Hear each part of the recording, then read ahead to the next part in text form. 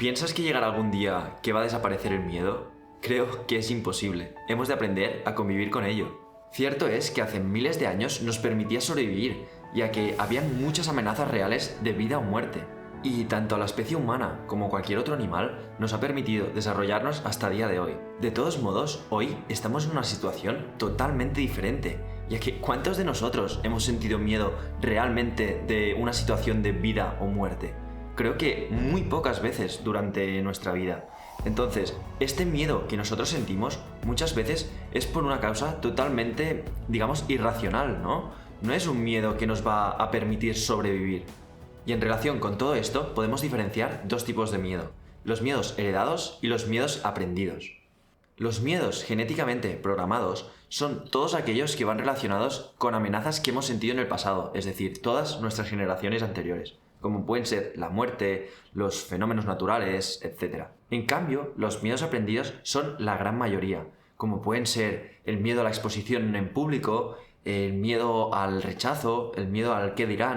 Todas estas cosas son cosas que hemos ido aprendiendo a lo largo, digamos, de nuestra vida, ¿no? Que han sido situaciones donde nosotros nos hemos expuesto y hemos acabado teniendo una reacción negativa. Entonces esto, el cerebro lo almacena y acaba aprendiendo de que esta situación es una situación, digamos, negativa para nosotros, por lo cual acaba teniendo un rechazo a la misma.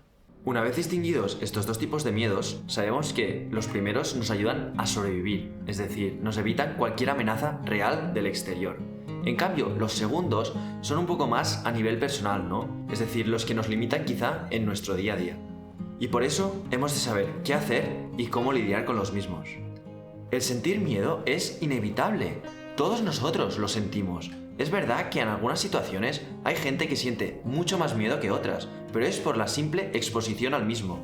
Es decir, si tú te imaginas un jugador de fútbol que está jugando ante millones de personas probablemente, y tú te quieres poner en su situación, es que te sentirías súper abrumado, más que nada porque no estás acostumbrado a exponerte a este miedo. En cambio, los futbolistas, desde pequeñitos, se han expuesto poco a poco a todas estas situaciones, digamos, de manera gradual. Y esto les ha permitido, de una forma mucho más natural, poderse adaptar a las circunstancias en las que juegan. Pero si a ti te ponen ahora a jugar delante de 45.000 personas, obviamente es normal que te paralice, pero porque no estamos acostumbrados a exponernos de manera recurrente. Y luego, otras de las cosas que yo pensaba es que las personas valientes no tenían ningún miedo, pero me equivocaba por completo.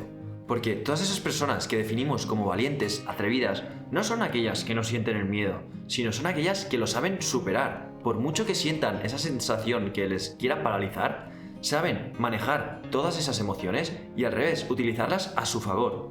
Y al ir descubriendo todas estas cosas, me ha gustado ponerlo en práctica, aplicarlo a mi día a día.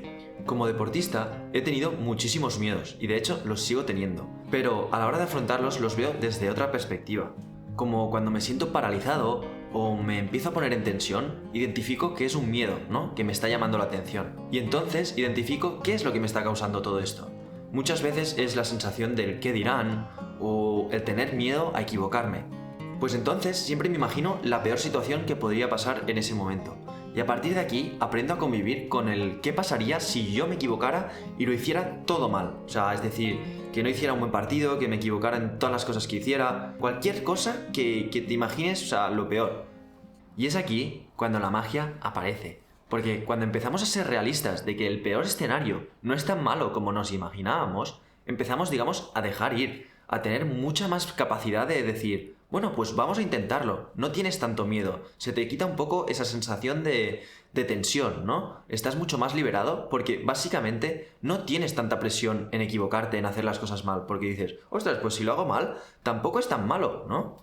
Para mí, los miedos han pasado de ser antes una cosa de la que me alejaba, ahora estar en búsqueda constantemente de ellos. Y te preguntarás, ¿por qué?